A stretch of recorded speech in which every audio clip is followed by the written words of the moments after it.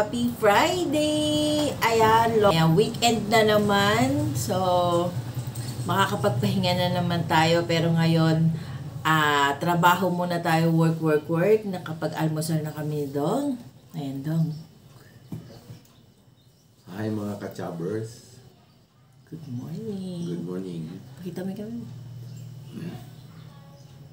Ayan. Magaling na yung kanyang kalaywang kamay. So, ayan, nagko-coffee lang kami and maya-maya alis na din ako. So, yahatid tayo ni Dodong. Mag-i-bike tayo. Hanggang kanto lang kasi medyo takot pa tayo magbiyahe outside ng subdivision. Dahil takot ako mag-drive sa highway. At bawal ang e-bike sa highway. So, ayan, yung mga nag-i-e-bike dyan na walang utak, guys, huwag nyo namang nilalahat. Hindi lahat ng e-bikers walang utak, okay? Pati yung rehistro, hanapin din yan. Wala pa naman rehistro ngayon. Yung mga matitinong driver ng e-bike na dadamay sa mga kamoteng kagaya ng mga ibang rider. Ayan, so, kaming mga nasa gilid-gilid lang, nadadamay sa inyo na gumigit na pa sa highway at naga-highway pa talaga. Ayan. So, ingat-ingat tayong lahat na e-bike rider. And yung iba bata pa nagdadrive, ano? Oo, huwag niyong ipagdadrive yung mga bata, guys. Kawawa yung mga bata kapag nabangga sila. Wala silang kalaban-laban. Yung iba nag-ano pa, road trip. Yung iba, guys, nagro-road trip pa sila. Yung mga bata, kabataan, ang nagdadrive, bata, pasahero, bata. Huwag ganun, guys. Yung mga magulang, be responsible tayo kasi ang mahal magpa-hospital ngayon, hindi biro. Hindi biro magpa-hospital ngayon, guys. Kaya, ingatan natin yung mga anak natin. Huwag nating hayaang nasa kalsada sila gumagamit ng e-bike. No. So, ngayon, aalis na tayo kasi mag-8 na. Late na naman ako. Galit na naman yung amo ko nito. So, tara, let's go!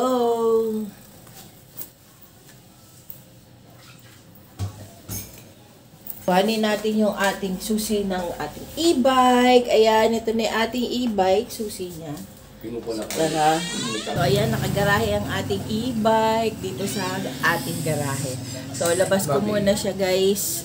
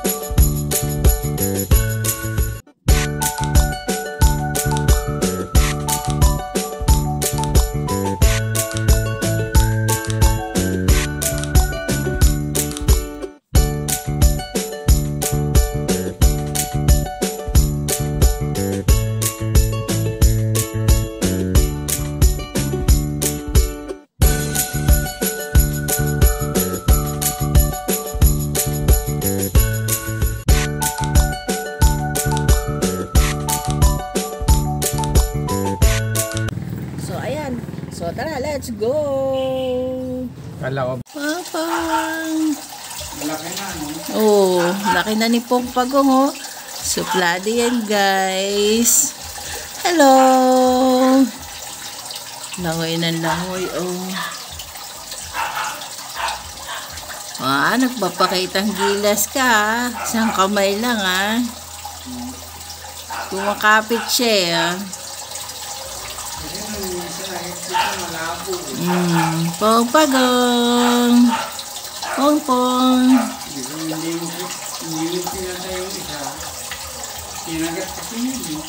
May kalaro ka sana.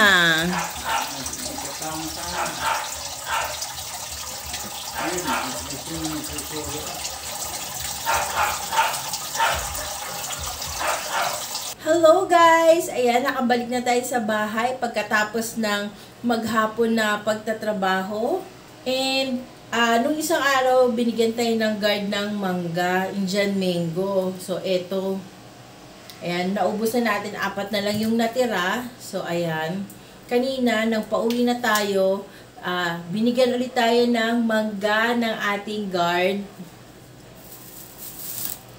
So, ito yung binigay nilang mangga sa atin. Ayan, sabi ko naman sa inyo, di ba? Kapag nagbibigay ka ng blessing sa ibang tao, may balik yun. Liglig, siksik pa yung ibabalik sa atin. So, ayan, binigyan niya tayo. Nakakailang mangga na ako. Medyo mahal ang mangga ngayon ng Indian mango. Ayan, dito sa amin, nasa 30 pesos ang 1 kilo. So, ito, libre lang to. Binigay sa atin ng guard. So, ayan. So, ayan, nagluluto tayo ng gulay ngayon. Ayan, nagluluto tayo ng sayote. Nagginisa ko lang yung sayote para meron kaming gulay. So, pagkatapos natin magtrabaho, magkailangan pa natin magluto ng pagkain para sa dinner. Pero sa lunch naman, pag lunch, bumibili na lang kami ng lutong ulam. Pinapakuha ko na lang kay Dong. So, sa hapon, pag dinner, ayan, kung wala pa kaming food, so, ayan, magluluto pa ako.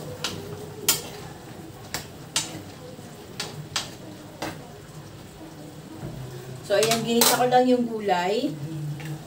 Tapos, may binigay si Sir Milo na isdang bato. Ayan, ito yung isdang bato. Dinaing siya na isdang bato. Medyo maalat to, kaya binabad ko siya sa tubig. So, ilalagay ko siya dito. Siya yung parang magiging karne natin sa gulay. Ayan, binabad ko para mabawasan yung pagkamaalat niya. Hindi ko na nilagyan ng asin yung ating sayote, yung ating ginisa. So, ito na yung magpapaalat sa kanya, itong ating isdang bato. So, ayan, yung mga niluluto natin, yung kinakain natin, bigay lang yan ng ating amo, at saka ng ating employer, at saka ng ating guardian na binibigyan natin every year. So, kung lagi kayo nanonood sa vlog ko, nakikita ninyo na nagbibigay ako ng simple gift para sa ating mga beloved guards. So, ayan na, yung bunga ng pagbibigay natin, binabalik din nila sa atin, di ba? Maliit na bagay yung binigay natin, malaking bagay na yung binabalik nila at na-appreciate nila yung help na binibigay ko sa kanila, yung gift na binibigay ko sa kanila. So, haluin ko lang to. Okay na yung ating ginisang gulay. Maanghang siyang sarap. So, marami na naman ako makakain nito. So, ayan. Hinaalan natin apoy para hindi ma-overcook yung gulay. So, ngayon, may mga tira tayo ng mga siomay yung mga tinda natin. So, kasi sa ngayon, hindi tayo nagtitinda pa dahil nga may trabaho tayo. Hindi kaya ng ating oras na magtinda pa. So, ngayon, yung mga leftover natin ng mga paninda, kakainin na natin para pag nag-start ulit tayo magtinda, lahat ng paninda natin fresh and bagong-bago. So, lahat ng natin, mga paninda natin na hindi ko na itinda noon, dahil nga nagkatrabaho tayo, i-consume na natin. I-fry ko lang tong ating siomay, and then balikan ko kayo. So, yan, tapos ko na lutuin yung ating gisang sayote. Madali lang naman siya lutuin, kaya hindi ko na binalag sa inyo. Simpleng gisa lang ng sayote, and then nilagay ko na lang yung isda. So, pakita ko sa inyo. So, ayan yung ating gisang sayote. Ayan yung isdang bato. Ayan. Galing yan Palawan, binigay ni Sir Ariel. So, ayan, lagay na natin dito yung ating mga mangga. Yan. Hindi ko alam kung magkakasya to. Kung hindi, pamigay natin sa mga tenant. Lagyan natin mga bagong pitas, oh. Mga bagong pitas sa ilalim para mauna makonsume yung mga lumang mangga.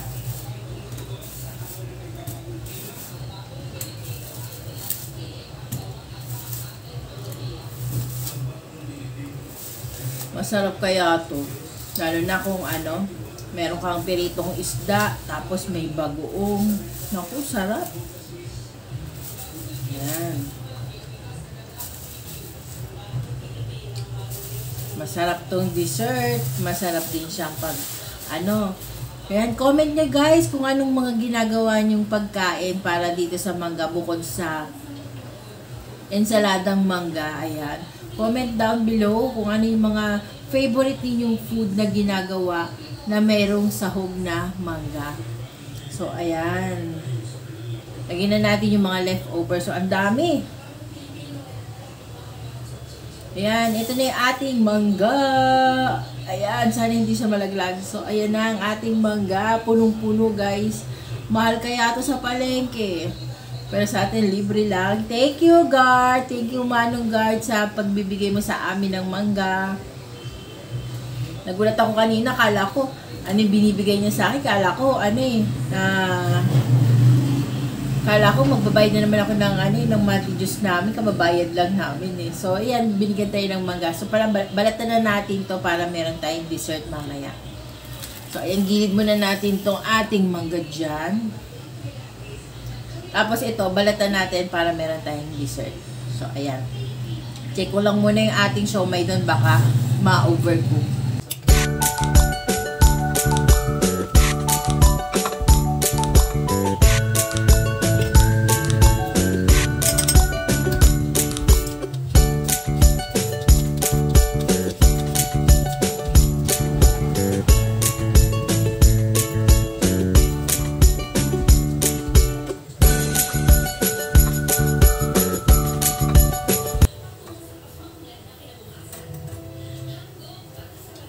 Yan, naluto na yung ating siomai.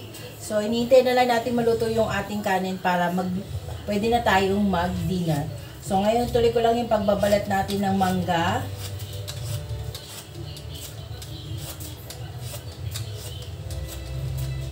Ayan, yung aking alaga nakakapaglakad na siya. Kaya niya nang magbilis ng maglakad.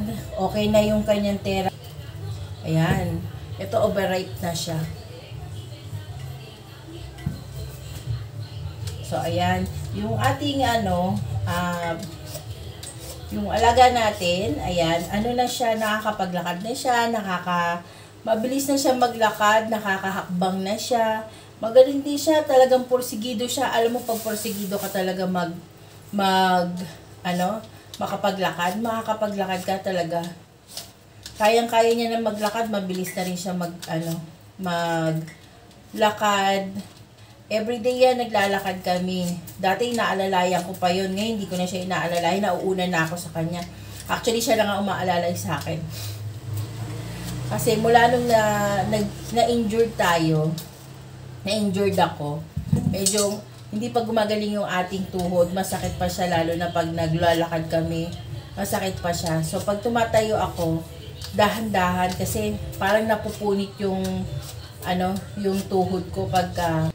So, ayan, yung tuhod natin medyo masakit-sakit pa, kaya pag tumatayo ako dahan-dahan kasi talaga may may damage. Yan, dahan-dahan pa akong tumatayo kasi para siyang mapupunit. So, pero hindi naman siya mapupunit, para lang siyang mapupunit. So, ganun. Yan, hiwa-hiwain na natin yung mangga para mamaya tuloy-tuloy na tayo sa pagkain. Overripe na siya, oh. Kala mo, hindi pa overripe yung labas. Pero pagka hiniwa mo na siya, overripe na siya. Ito na yung ating dessert. Yung e-bike natin, hindi natin magamit ngayon kasi na-flat siya. May nadaanan siguro kaming matalim na bagay na nagbutas dun sa gulong. So, iniintay pa namin yung pinagbila namin kasi meron siyang lifetime service. So, ito parang hindi na siya pwede. Ayan. So, parang medyo marami silang pinuntahan ngayon. Siguro marami silang e-bike. So, baka bukas pa kami mapuntahan. Yung e-bike namin nakatingga dyan sa, sa garahe. Kaya hindi ko rin magamit papasok sa trabaho. Pero okay lang. Kaya pa naman ng ating ng ating tuhod. So ayan, nahiwa ko na yung ating mangga para sa ating dessert. So para mamaya kakain na lang tayo.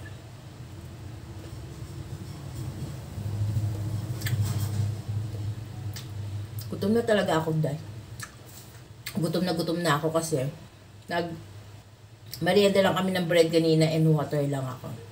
So gusto ko kasi isang meal na lang ako sa hapon. Hindi na ako may merienda. Bread na lang kasi mag-walking kami, kailangan ko ng energy. So dito na ako kumakain sa amin. So lagay ko lang ito sa lamesa.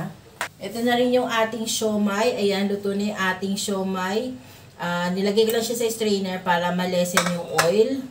Luto na yung ating gulay. Pinapain na lang natin yung ating kanin and then ready to eat na. So ayusin ko lang muna yung table namin. So bago kami kumain, end na natin ang ating vlog. Ayan, kung hindi ka pa nakakapag-subscribe sa aming YouTube channel, please do subscribe to our YouTube channel and hit the bell notification para lagi kayong updated once na meron akong bagong upload. So hanggang sa muli guys, see you on my next vlog. Bye! Kain na tayo guys, dinner time!